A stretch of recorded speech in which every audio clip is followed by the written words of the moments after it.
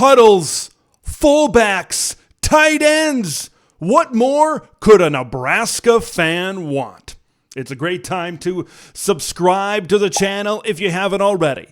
Big Ten football videos all offseason long, and always mash that like button to spread the word of Big Ten Ted to the masses. You know, we're hearing Marcus Satterfield talking about huddles and all the great things that happen in the huddles and toughness on the offensive line, fullbacks, tight end, and a running game. You're talking about all the things that Nebraska fans love and all the things that get the big red nation up and going. But I think the big question I have for this Nebraska offense going forward, is this an offense? Do they have the personnel? Do they have the coaching staff? Do they have it as a program to be able to flip the toughness as a program, right? This was a team under Scott Frost that was pretty much anything except for tough, right? Especially this last season, when you look at this offense, Scott Frost and especially Mark Whipple, this was a spread it out and they wanted to chuck it around type of an offense, right? We talked about Big Ten offenses that are completely changing their identity, right? We talked about Wisconsin a few videos ago. They're opening it up. They're going air raid a little bit, something that Wisconsin fans aren't used to. You look at Nebraska, they're going back to the days of old. Now, you got this Scott Frost offense, Mark Whipple type of offense this last season that was wide open, open it up. Casey Thompson was at his best when he was throwing in and chucking it deep to Trey Palmer. And now you're coming back into the line of scrimmage. Nebraska has gone after some offensive linemen in the transfer portal. They've recruited well up front on the offensive and defensive lines. And now, according to both coaches, they want to get tough. They want to get physical. I think they're trending in the right direction, but I think being a tough and being a physical team in the Big Ten takes time. I don't think you're going to go from a Scott Frost throw it up, spread type of offense to all of a sudden a tough, physical, old Wisconsin, not new Wisconsin, old Wisconsin, Michigan, Iowa type of physical football team. That kind of thing takes time. But if you want to get a sneak peek of what Nebraska's offense might look like, you rewind the film to about 2013, 2014, and 2015. That's what I did. You got to look at some Temple Owls film because that was really the last time, a significant time, I should say, that Matt Rhule was the head coach and Marcus Satterfield was the offensive coordinator. Because when I look at Temple from those years and then I look at what Nebraska has coming in, I think I see some similarities, and I think just like that offense became successful, I think this Nebraska offense can be successful in what they want to do offensively.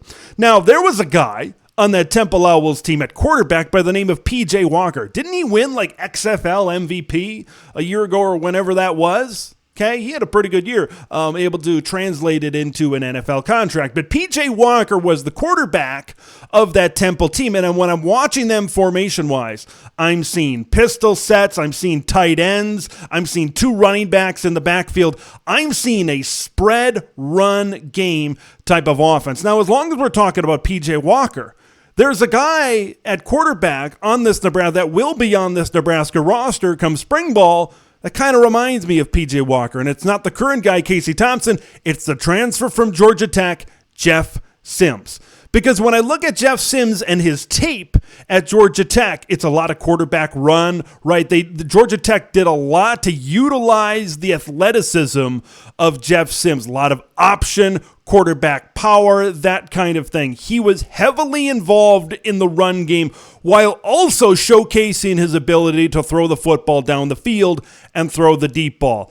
I honestly believe the reason why Matt Rhule went out and got a guy like Jeff Sims is because he sees a lot of what P.J. Walker did, about 8 to 10 years ago at Temple. That's when these two guys worked together. I think they're trying to recreate that same formula where you got a dual threat type of quarterback back there in the backfield that can also get it done through the air, and you want to be physical. Spread people out. shotgun, pistol, couple of running backs, but they're going to bring in those tight ends. They're going to bring in those H-backs right off the hip pocket of these offensive tackles. They're going to bring in fullbacks, but I think they're going to do it out of the shotgun a lot because I think that utilizes the skill set that Jeff Sims has. Now, what about Casey Thompson, right? You've got a guy in Casey Thompson that I think flourishes in a spread and more passing attack, right? The best times that we saw out of Casey Thompson this last year is when he was chucking it deep to Trey Palmer. You look back at Texas, this is a guy that